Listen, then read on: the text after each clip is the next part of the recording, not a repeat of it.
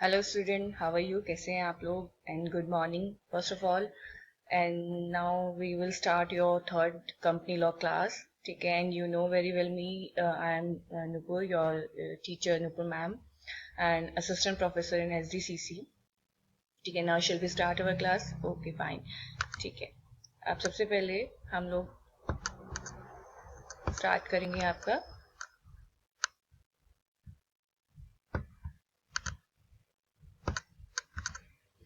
Last class में। हम लोगों ने पढ़ा था कि एग्जैक्टली जो कंपनी है उसका ओरिजिन कहाँ से हुआ है, हमारे जो 2013 है उसका जो फ्रेमवर्क है, उसका रोड मैप है, किसने तैयार किया है।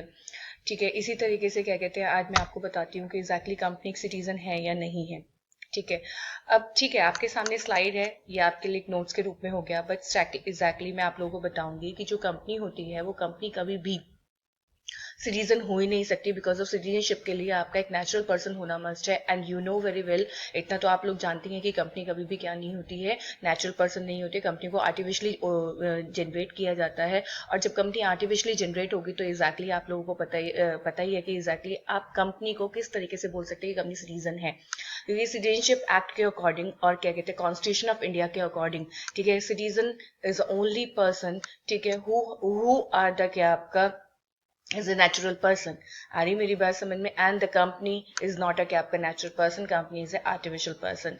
ठीक है, company is a legal person. Yes, company when the company got incorporation certificate, company become the legal person. But you can't say company is a citizen, company is only क्या आपका क्या कहते हैं आर्टिफिशियल पर्सन। ठीक है, company is a legal person, company is an artificial person, company is a legal person, but company is not a citizen। ठीक है, और ये वाली बात किसने कही है? ये वाली बात कही है दो एक्ट में, according to citizenship act 1955 and the second one is क्या आपका कॉन्स्टिट्यूशन ऑफ इंडिया। कि सिटीजन का सिटीजनशिप को क्या कहते हैं क्लेम करने का जो राइट होता है वो केवल किसके पास होता है? वो होता है केवल नेचुरल पर्सन के पास। वो किसी भी नॉर्मल जो ये आपके लीगल पर्सन होते हैं, आर्टिफिशियल पर्सन होते हैं, इन लोगों के पास नहीं होता है। क्योंकि देखो इन्होंने साफ साफ आपकी स्लाइड में बोला है कंपनी दो a legal person but is not a citizen under the citizenship act और द कॉन्स्टिट्यूशन ऑफ इंडिया। ठीक है, और उसके बाद इन्होंने केस लॉ दे रखा है। This is homework for you guys. In fact homework क्या है, अल्टीमेटली आप लोग उसको पढ़ें, उसके बाद अगर इफ यू हैव एनी क्वारी तो प्लीज कॉन्टेक्ट मी। अल्टीमेटली मैं आप लोगों को बताऊंगी कि एग्जैक्टली कंपनी सिटीजन होती है या नहीं होती है। यस, अब नेक्स्ट पॉइंट आता है कि कंपनी इज अ सिटीजन। ये कंपनी इज अ सिटीजन तो no, company is not a citizen but company is a resident. Is company a resident? Yes, company is a resident. Company resident इसलिए होती है क्योंकि जब कंपनी को incorporation certificate मिलता है तो उसमें साफ मेंशन होता है कि इसका रजिस्टर्ड प्लेस कहाँ पर है। अगर उसका रजिस्टर्ड प्लेस इंडिया के अंदर है, उसने अपने आप को रजिस्टर्ड इंडिया के लॉ के अकॉर्डिंग करवाया है, तो यस, कंपनी इज ए क्या आपका रेजिडेंट। कंपनी रेजिडेंट होती है और कंपनी की नेशनलिटी भी होती है। जहां जिस नेशन में वो रजिस्टर्ड होती है, ठीक है, वो उस नेशन की क्या बन जाती है? रेजिडेंट बन जाती है। ठीक है, अगर वो इंडिया के बाहर रेजिडेंट है, अगर वो इंडिया के बाहर रजिस्टर हुई है तो वो एनआरआई है डेफिनेटली। एनआरआई नहीं कह सकते, नॉन रेजिडेंट बोल सकते हैं। ठीक है, और अगर वो इंडिया में रजिस्टर हुई है, ठीक है, तो वो क्या है आपकी रेजिडेंट कंपनी है। इट मीन्स इंडियन कंपनी है। अगर इंडियन कंपनी की डेफिनेशन देखी जाए तो सबसे पहले मैं आपको बताती हूँ कि कंपनी, ठीक है, अ company which is registered in India. ठीक है, ठीक है, that company is become the क्या आपका रेजिडेंट ऑफ कंपनी। ठीक है, इररेस्पेक्टिव ऑफ द क्या आपका बिजनेस ऑफ ऑपरेशन, ठीक है, इज कंडक्टेड बाय द क्या आपका इंडिया। ठीक है, ईदर फ्रॉम इंडिया, ठीक है, और आउटसाइड इंडिया, डजंट मैटर। ठीक है, but company, if company is registered in India तो definitely company is become the क्या आपका कंपनी विल बिकम द क्या आपका रेजिडेंट इन इंडिया। ठीक है, that's why we call the क्या आपका that company is Indian company. आ रही मेरी बात समझ में? Irrespective of the place of business, the operation of business, ठीक है, फ्रॉम इंडिया और outside India, doesn't matter. Clear हो गया? तो ये कंसेप्ट होता है किसका? रेजिडेंट का। अगर हम बात करें किसकी, नॉन रेजिडेंट या फिर यू कैन से द क्या कहते हैं foreign company, definitely a company whose place of business outside India, तो दैट कंपनी इज डेफिनेटली क्या आपका foreign company. But sometime we can classify the क्या आपका a company which is registered क्या आपका outside India but the entire control, ठीक है, from India, तो that company will become the क्या आपका रेजिडेंट कंपनी। क्योंकि जो कंपनी होती है उसका C&M डिपेंड करता है कि कहाँ से है कहाँ से नहीं है। ठीक है, if the company C&M control and management is from the क्या आपका इंडिया, ठीक है, एंटायरली, ठीक है, तो respective of company registered from India और द क्या आपका आउटसाइड इंडिया। ठीक है, तो उस केस में क्या हो जाएगा, that company will become the क्या आपका इंडियन कंपनी। ठीक है, इधर क्या कहते हैं, respective of company registered outside India. Clear हो गया। But if the company is foreign company, ठीक है, बट द क्या आपका C&M is slightly or the partially from India, तो that company will not declare as a क्या आपका Indian company। ठीक है, that company will become the क्या आपका foreign company। उसका place of business भी बाहर है, उसका registered place भी बाहर है।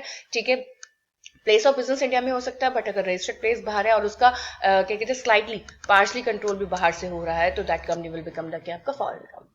Is it clear guys? तो इसी वजह से यही क्लासिफिकेशन है। Company is a resident, yes, if the company registered in India then that company is will become the Indian company, respective of की कंपनीज ऑपरेशन फ्रॉम इंडिया और outside India, doesn't matter. ठीक है, clear हो गया। इसमें भी आपको मैंने केस लॉ दिया है। ठीक है, if you guys have any query, ठीक है, प्लीज कॉन्टेक्ट मी। नेक्स्ट आता है आपका lifting of corporate veil. This is very important concept guys. मैं आपको इसके बारे में बताती हूँ। Some time you know the thing कि company is a artificial person, ये बात आप लोगों को पता है कि कंपनी एक आर्टिफिशियल पर्सन है। बट कई बार क्या होता है, कंपनी के जो इम्पोर्टेंट पर्सन होते हैं, यू नो द डायरेक्टर हो गए, एम्प्लॉय हो गए, या फिर कंपनी के ऑफिसर हो गए, if they some time feel मतलब some time do did some activity, ठीक है, विच इज बियॉन्ड द क्या आपका companies activity, beyond the company memorandum. ठीक है, एंड डेफिनेटली अफेक्ट द क्या आपका कंपनी लीगल जो उसकी लीगल जो कंपनी का जो सराउंडिंग होती है उसको अगर वो अफेक्ट करता है।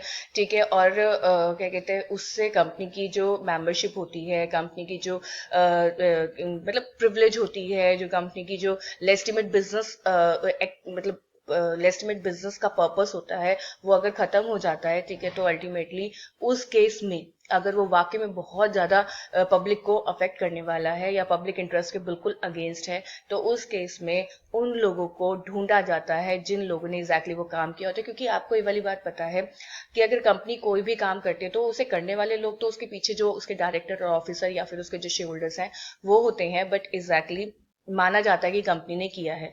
तो ठीक है, अगर हमेशा हम ये सोचेंगे कि अच्छा काम किया जाए तो वो कंपनी के नाम पर हो जाए और बुरा काम किया जाए तो वो क्या हो जाए, कंपनी के अगेंस्ट होता है, तो दिस इज नॉट गुड।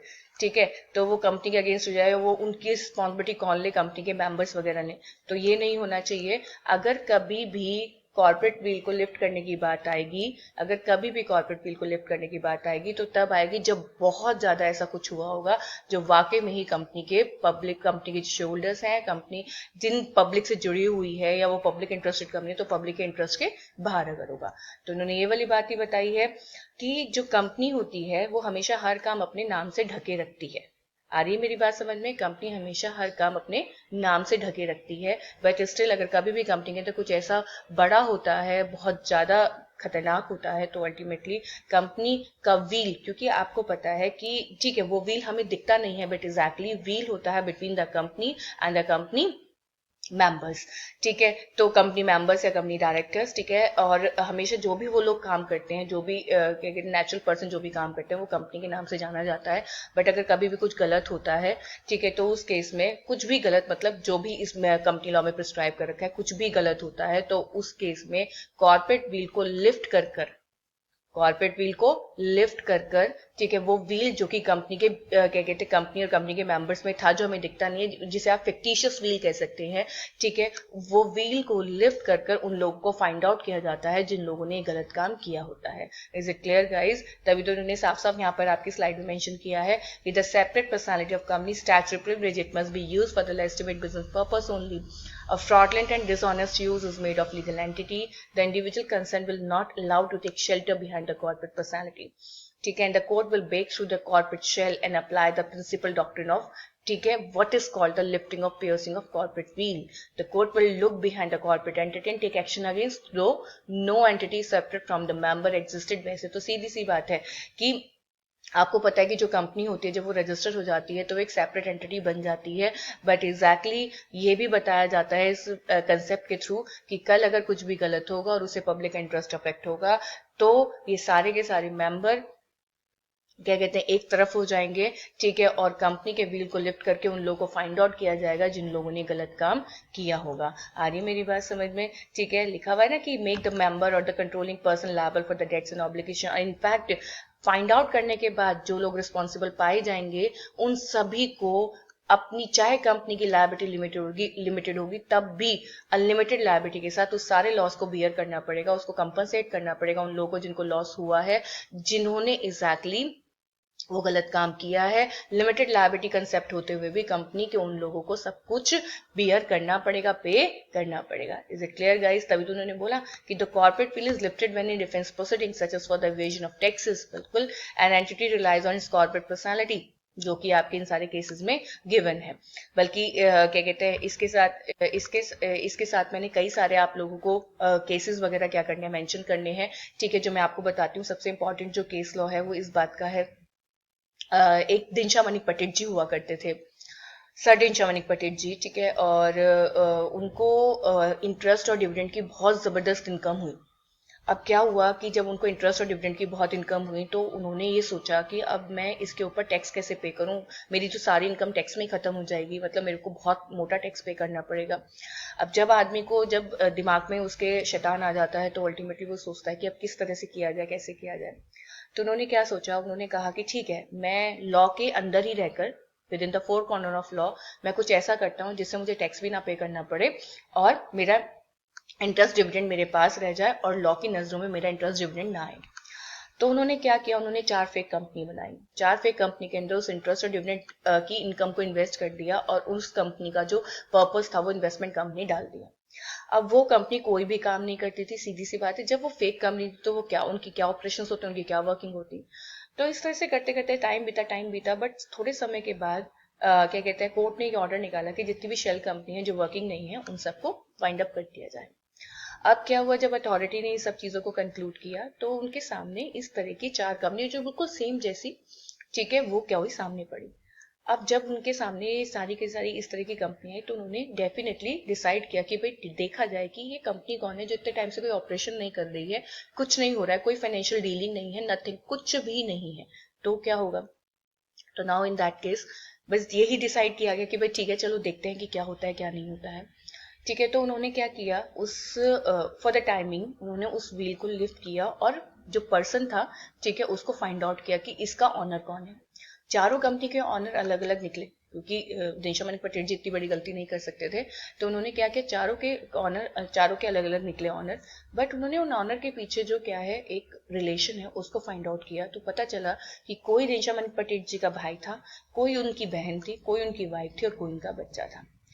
अब उसके बाद अब उन्होंने ये कहा कि भाई एग्जैक्टली ये सारे एक ही फैमिली के लोग जिन्होंने कंपनी बना रखी है, ये एग्जैक्टली इन्होंने रिलेशन में इस तरह की कंपनी बनाई कैसे। फिर उन्होंने उसकी क्या देखी, स्टार्टिंग डेट देखी कि कब बनी कंपनी, एक ही डेट पर बनी थी सारी कंपनी। तो फिर उसके बाद उन्होंने देखा कि ऐसा क्या हुआ था कि एग्जैक्टली इन कंपनी को बनाना पड़ा। तो पता चला दिनशा मणिक पटेल जी को इंटरेस्ट और डिविडेंड की इनकम हुई थी, ठीक है, जो कि उन्होंने टैक्स को इवेज करने के लिए, टैक्स की चोरी करने के लिए क्या किया था, उसका इस्तेमाल किया। ठीक है, इसके साथ आप लोगों को कॉर्पोरेट बिल की लिफ्टिंग का पता चल गया कि इस तरीके से अथॉरिटी क्या करती है, कॉर्पोरेट बिल लिफ्ट करती है। बल्कि अगर मैं कंपनी लॉ की बात करूं तो 3 सेक्शन है जिसके अकॉर्डिंग कॉर्पोरेट बिल लिफ्ट किया जाता है, क्योंकि ये तो मैंने आपको एक जुडिशियल प्रोनाउंसमेंट है कि डिफरेंट डिफरेंट केसेस हुए जहां पर इस तरह के डिसीजन लिए गए। अगर मैं आपको कंपनी लॉ की बात बताऊं तो 7 subsection 7, 251 subsection 1 and 3 sorry 263 subsection 1 and 351 subsection 1, ठीक है, इसके अकॉर्डिंग आपको क्या कर रखा है, बता रखा है कि किस तरह से कॉर्पोरेट बिल को लिफ्ट किया जाता है। 7 सबसेक्शन 7 के अंदर मेंशन कर रखा है कि जब आप इनकॉर्पोरेट करते हुए कंपनी को इनकॉर्पोरेट करते हुए कोई भी गलत फ्रॉडलेंट डॉक्यूमेंट के साथ छेड़छाड़ करते हैं, मतलब गलत डॉक्यूमेंट लगा देते हैं और कंपनी को इनकॉर्पोरेट करा लेते हैं, या फिर जो कंपनी का वाइंडिंग अप किया जाता है उस दौरान कोई भी गलत प्रोसीडिंग की जाती है कंपनी के शेयर होल्डर्स को या कंपनी के क्रेडिटर्स को नुकसान पहुंचाने के लिए, ठीक है, या बिना किसी कारण के कंपनी को वाइंड अप कराया जाता है, तो इस केस में क्या किया जाता है, कंपनी को मतलब कॉर्पोरेट बिल को लिफ्ट करके उन लोगों को फाइंड आउट किया जाता है जिन लोगों ने ये बदतमीजी दिखाई होती है और उनको पर्सनली लायबल ठहराया जाता है, क्योंकि बिना किसी कारण के कंपनी को वाइंड अप करना नहीं बनता है, क्योंकि कंपनी से बहुत सारे लोगों का इंटरेस्ट जुड़ा हुआ होता है, उन सबका इंटरेस्ट अफेक्ट हो जाता है। तो पब्लिक इंटरेस्ट में कभी भी अथॉरिटी इस तरह के डिसीजन को एक्सेप्ट नहीं करती। Is it clear, guys? That is all for today. This is your complete class. Okay, बच्चों, take care.